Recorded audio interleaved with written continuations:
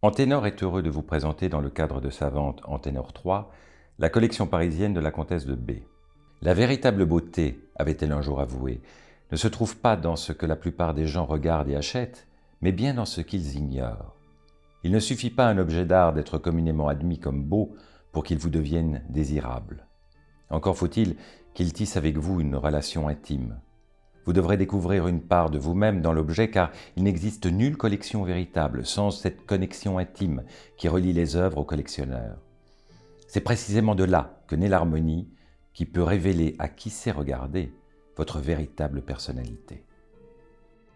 Esthète, collectionneuse, poète et femme de lettres, la comtesse de B aura traversé le XXe siècle avec l'œil acéré des hommes et des femmes qui ne s'en laissent pas compter. Née dans une famille de grands industriels et de collectionneurs renommés, la comtesse côtoya tout naturellement, dès sa plus jeune enfance, les artistes et les galeristes de son temps. Son grand-oncle, Émile Senard, mécène, sinologue et spécialiste des arts de l'Inde et du bouddhisme, l'intéressa très tôt aux cultures de l'Asie.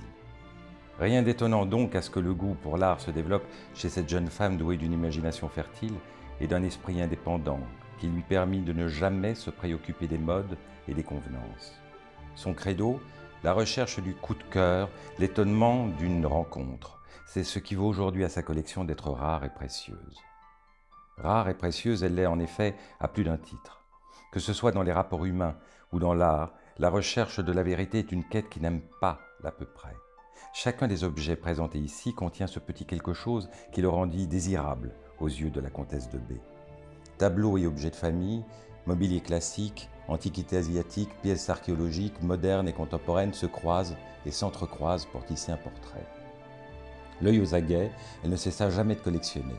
Elle aimait l'étonnant, à l'image de ce crocodile d'Orlinski trônant en son salon.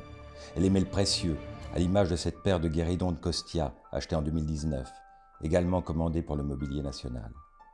Anténor vous propose aujourd'hui de découvrir cet œil au goût éclectique et sûr, alliant l'intelligence à l'ouverture d'esprit, la fantaisie à la culture.